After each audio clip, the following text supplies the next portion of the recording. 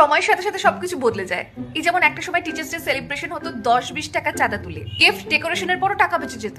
এখন teachers day celebration মানে পার student 200 থেকে 300 টাকা। আমাদের সময় স্কুল যাতায়াতের পথে টিচার্সরা যে গলি দিয়ে আসতো, ভয়ের চোটে সে গলি পর্যন্ত মারাতাম না। এখনকার স্টুডেন্টস আর টিচার্সরা ফেসবুক ফ্রেন্ড। এখনকার বাচ্চাগুলোকে টিচার একটু বকা দিক, বাবা মা গুলো স্কুলে পৌঁছে যায় যে আমার বেবিকে কেন বকা দিয়েছেন। আমাদের বাবা মা আস্তে একটা বেগ টিচারকে দিয়ে যেত যে এই বেগটা দিয়ে মারবেন, এটাতে বেশি লাগে, ও সব বাদরগিরি বেরিয়ে যাবে। We are not same bro. স্কুলে আর কিছু হোক না হোক, টিচার্সদের মজার মজার নাম দেওয়াটা ইটস আ ট্র্যাডিশন। যেমন আমাদের স্কুলে একজন টিচার ছিলেন যিনি ভীষণ রাগী ছিলেন, ভালোবেসে আমরা তার নাম রেখেছিলাম রয়্যাল বেঙ্গল টাইগার।